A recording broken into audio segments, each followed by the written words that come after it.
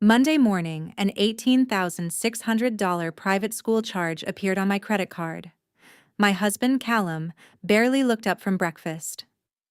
"Brielle used your saved card for Mason's tuition by mistake," he said.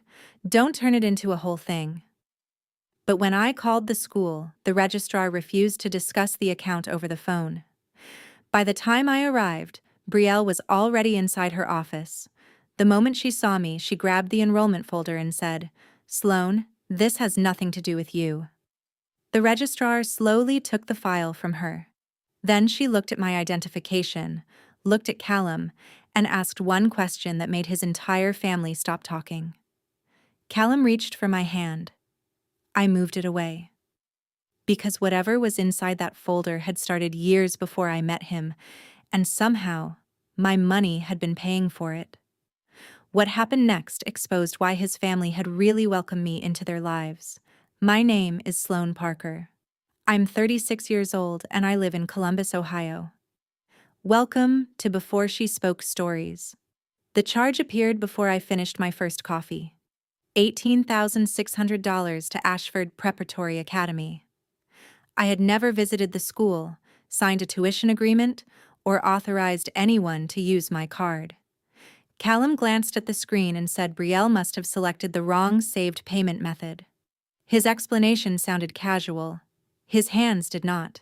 He kept folding the same napkin into smaller squares. I told Callum I was reporting the charge immediately.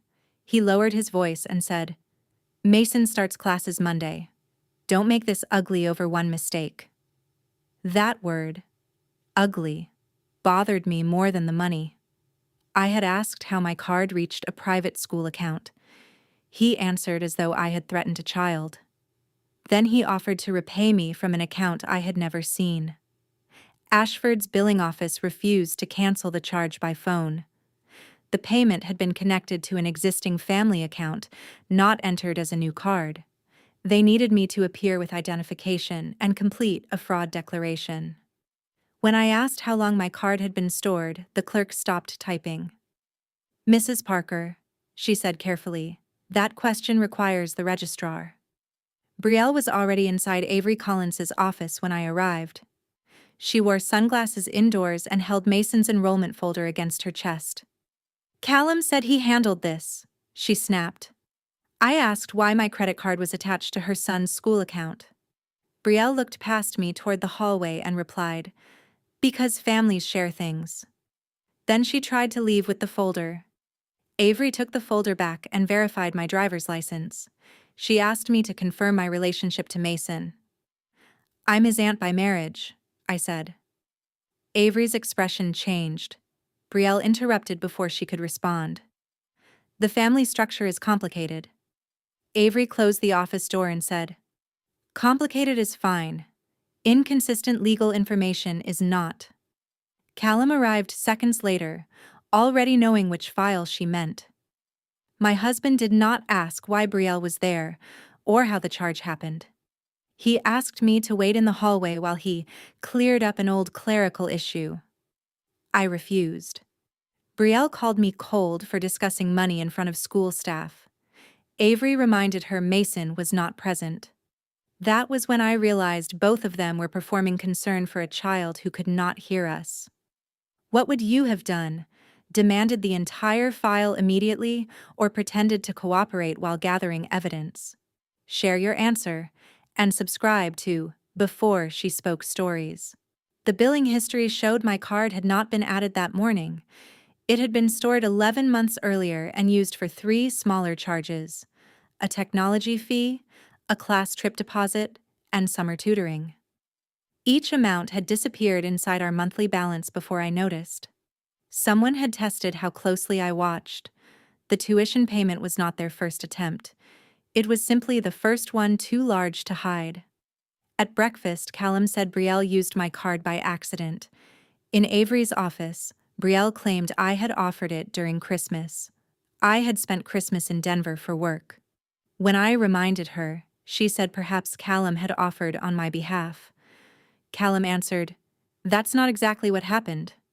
Neither of them could agree on the lie because each believed the other had already prepared it. Grant and Celeste Parker appeared at the school carrying a cashier's check for the exact tuition amount. Celeste hugged me and said, "See? No harm done." I asked how they learned the amount before I told anyone. Grant said Callum called them.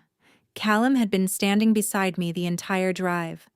The check was dated the previous afternoon, before the charge appeared on my statement. Avery agreed to give me the billing records but separated one page from the enrollment file. She said it contained protected information and could only be released after the school's attorney reviewed who had authority to see it. Callum reached for that page twice. Brielle stopped speaking entirely. Before locking it away, Avery glanced at the old estate and asked, "Mrs. Parker, how long have you been married?" 8 years, I answered. She looked back at the page. "This began 12 years ago. Callum and I met 8 years earlier, yet Mason's school file began 4 years before that." Callum called the date irrelevant and said he had helped Brielle with enrollment because she was overwhelmed. That explanation almost worked. Then Avery asked why the arrangement had been renewed every year without correction. Callum replied, "Our family has always handled Mason together." Brielle stared at the floor. Callum had always been unusually involved with Mason. He attended parent conferences, paid for baseball equipment, and canceled anniversary plans when Mason got sick. I admired him for it. Brielle was supposedly raising the boy alone, so I never questioned why Callum knew his pediatrician, teacher passwords, and food allergies better than she did.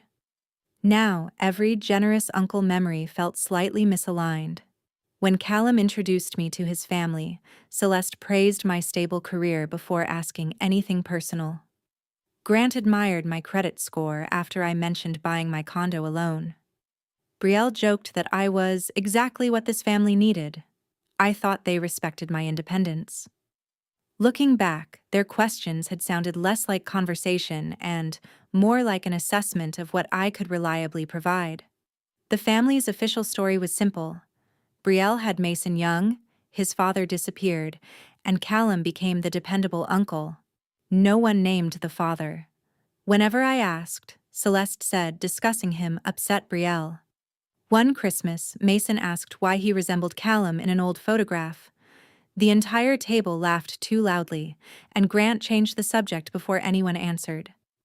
Ashford's technology department traced my card token to a laptop inside our home. It had been added at 11:43 p.m. while I was attending a compliance conference in Chicago. Callum claimed Brielle must have borrowed his computer, but our doorbell history showed she had not visited that week. Whoever stored my card already knew my billing address, security code, and account password. Celeste invited me to lunch and placed a typed statement beside my plate. It described the tuition charge as an innocent family billing mix-up and confirmed I did not suspect intentional misuse. She said signing would protect Mason from embarrassment. I asked who requested the statement. She answered, "Nobody yet." That meant the Parkers were preparing for an investigation before I had even mentioned one. Harper Bennett, my attorney friend, examined the cashier's check Grant brought to the school. It came from an account titled Parker Family Education Reserve. Callum had never told me that account existed. Bank references on old household transfers showed we had contributed to it indirectly through payments labeled parental assistance, home repairs, and family emergencies. My money had been routed there for years. Mason called that evening and asked whether he was being expelled because of him. Brielle had told him I was angry that his tuition cost too much. I assured him none of this was his fault.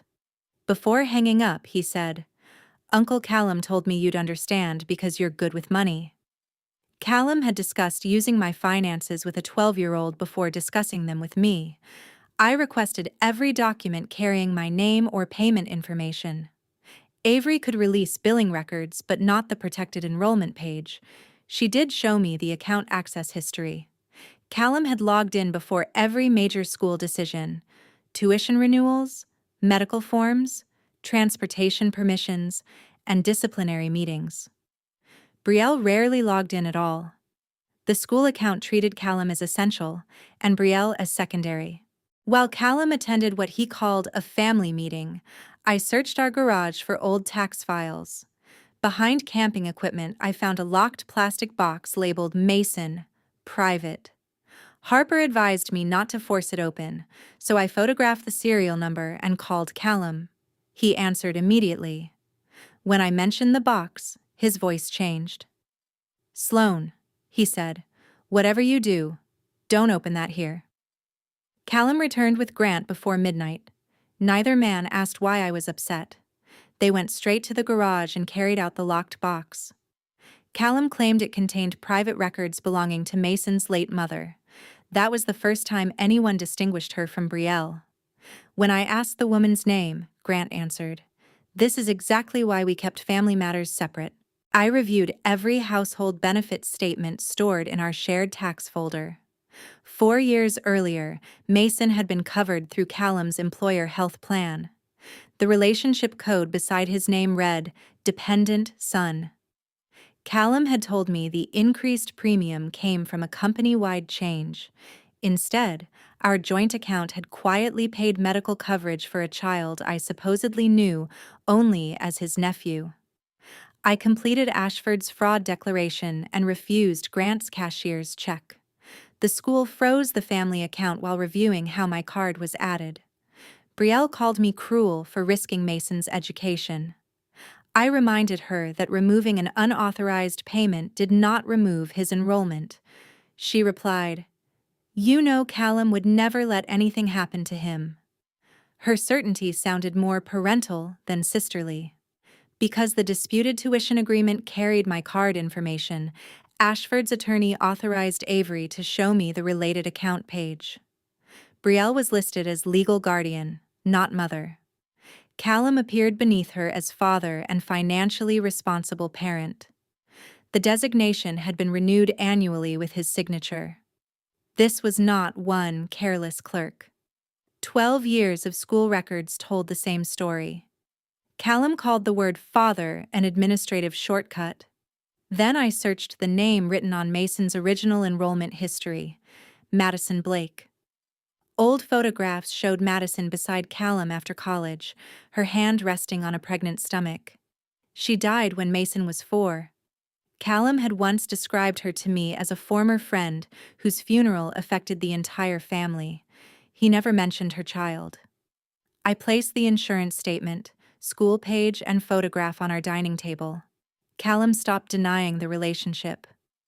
"Mason is my biological son," he said. He insisted he had planned to tell me after our wedding, then after Mason's grief improved, then when the timing felt safer. Every explanation moved the promised truth farther into a future he never intended to reach. Would you have ended the marriage immediately, or stayed long enough to uncover everyone who helped maintain the lie? Share your answer and subscribe to Before She Spoke Stories. After Madison died, Brielle became Mason's legal guardian so Callum could protect his career and avoid public questions about an unmarried son. Celeste presented Brielle as a struggling single mother, while Callum played the devoted uncle. Mason was taught that his biological father had disappeared before birth. Even the child at the center of the secret had been given a manufactured family history. Once Callum admitted paternity, records became easier to verify. Sports registrations, medical releases, church forms, and summer camp documents all identified him as Mason's father. The Parkers had not created inconsistent lies across different institutions. They recorded the truth wherever legal responsibility mattered. They lied only inside my marriage, where honesty might have given me the power to refuse. Harper traced our joint transfers into the Parker Family Education Reserve.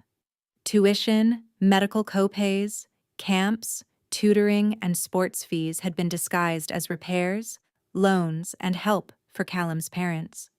At least $68,000 of our marital income had supported Mason before the latest charge. I was already helping raise my husband's son financially. I simply had not been allowed to know his name. Inside our shared tax archive, I found an old spreadsheet titled Mason Long-Term Costs. It had been created 3 months before Callum proposed. Beside future tuition and insurance estimates, someone had written, Sloane, stable salary, excellent benefits, no dependents. Marriage solves funding gap. The author field belonged to Celeste. My husband had not merely hidden a son after marrying me. His family had evaluated me before inviting me in. After finding Celeste's spreadsheet, I stopped demanding explanations. Harper told me every new argument gave the Parkers time to coordinate their story. I froze my card, redirected my salary, downloaded 8 years of statements, and preserved the laptop Callum had used. When he asked whether I still wanted the marriage, I said, I want the complete truth. He mistook my calm for hesitation. My card issuer traced the school payment authorization to Callum's personal browser profile. The same device had approved all 3 earlier charges. Brielle had never logged in. Callum claimed she dictated the numbers over the phone, but the saved password manager showed he had opened my financial account minutes beforehand. The evidence did not prove why he used my money. It proved the accident was deliberate. Brielle told Mason I wanted his tuition refunded because I resented him. He called me crying and promised to leave Ashford if it saved my marriage. I told him, You are not a debt, and you are not the reason adults lied. Then I asked whether anyone had explained the truth about Callum. Mason went silent. They had revealed his father only to make him feel responsible for losing me. Celeste invited me to what she called a reconciliation dinner. Instead of an apology, Grant placed a legal agreement beside my plate. It classified every hidden payment as a voluntary family gift and required me to keep Mason's paternity confidential. In exchange, they would repay the latest tuition charge. They wanted $18,000 to erase 8 years of financial deception. Harper reviewed the agreement and found a clause requiring me to contribute to Mason's education until graduation if I remained married to Callum. Celeste called it continuity for the child. I asked why my obligation continued while my right to know him had never existed. Callum said, You would have helped if we'd told you. That was precisely why they never allowed me to choose. Brielle met me privately and admitted she became Mason's guardian because Grant promised Callum would fund everything. When Callum's career stalled, the family began searching for another stable source. They said you loved helping people, she whispered. I asked whether she knew about the spreadsheet before our engagement. She looked away and said, I knew they thought you would make things easier. Harper obtained the guardianship filings from after Madison's death. Madison had identified Callum as Mason's father and requested that he remain involved. The court approved Brielle's guardianship because Callum consented, not because his paternity was uncertain. He had legally acknowledged Mason, then returned home and continued telling me Brielle's child had no father worth discussing. I told Callum I would consider resolving everything privately through mediation. His relief arrived too quickly. He informed his parents that I wanted reimbursement, confidentiality, and time to rebuild trust. That was not what I had said. But I let the mistake stand because Harper needed them comfortable enough to provide full financial disclosures. And frightened people hide records while confident people explain them. Before mediation, Harper sent each family member separate questions. Celeste admitted creating the cost spreadsheet, but called it practical planning. Grant admitted directing marital transfers into the education reserve. Brielle confirmed she knew Callum was Mason's father before I married him. Callum admitted using my card but insisted he had implied consent. Their answers contradicted one another while independently proving the same conspiracy. The final disclosure listed a college investment account opened shortly after my wedding. More than $90,000 had passed through it. Callum was custodian. Mason was beneficiary. But the tax identification attached to the earliest deposits was mine. Harper stared at the document and said, "Sloane, they didn't only spend your money." She turned the page toward me.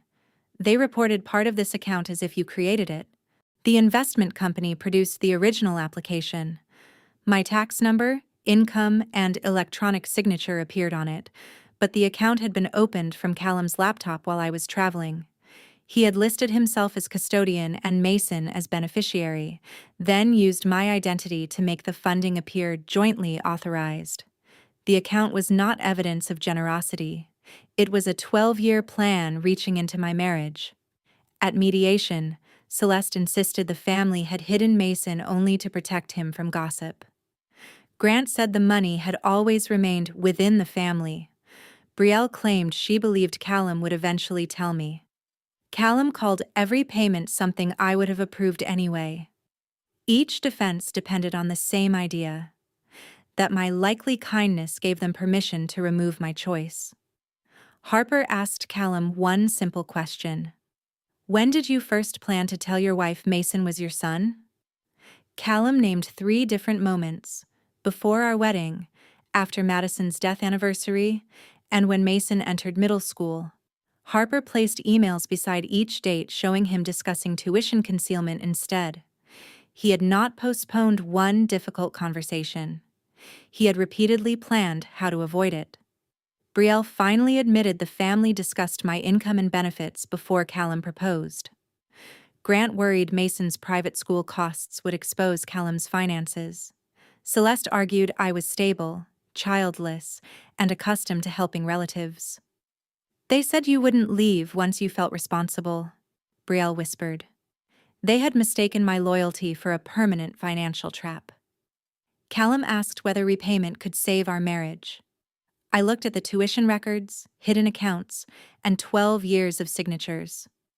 "You didn't hide one child from me," I told them. "You built my marriage around making sure I would pay for him without ever being allowed to know him." Callum lowered his head. For once, nobody called my reaction an overreaction. I rejected their confidentiality agreement. Instead, Harper presented my terms: reimbursement of unauthorized marital funds, correction of the investment account, full tax cooperation, and written acknowledgement that I had never knowingly accepted financial responsibility for Mason. I also filed for divorce. The Parkers arrived expecting to purchase my silence with one tuition refund. They left calculating 8 years of restitution. Ashford reversed my card charge and billed the authorized family account. The investment company froze new transactions while correcting ownership records. My tax attorney amended the filings connected to my identification. Grant and Celeste agreed to repay documented transfers or face a civil claim. Callum's deception did not produce an instant arrest. It produced audits, legal fees, damaged credit, and a divorce he could no longer explain away. Parents at Ashford began asking why the tuition account had been frozen. One offered to share the enrollment documents publicly. I refused. Exposing Callum did not require exposing a 12-year-old's parentage to his classmates. Mason had already spent his life inside an adult lie. I would not turn his identity into the weapon that made me look victorious. Would you have protected Mason's privacy after everything his family did, or made the entire truth public? Share your answer, and subscribe to Before She Spoke Stories. Before I moved out, Mason asked to speak with me while Brielle waited nearby. He apologized for the tuition charge, as though he had entered my card himself. "You were never the betrayal," I told him. "You were the person they used to justify one." He asked whether I hated Callum for being his father. "No," I said. "I hate that he treated both of us like the truth belonged only to him." Months later, the first repayment arrived under the divorce settlement.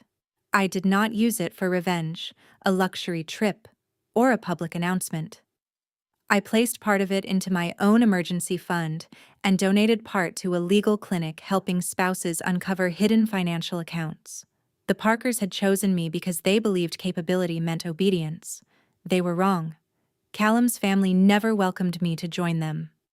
They selected me to finance a secret, and lost access to me the moment I finally saw the bill.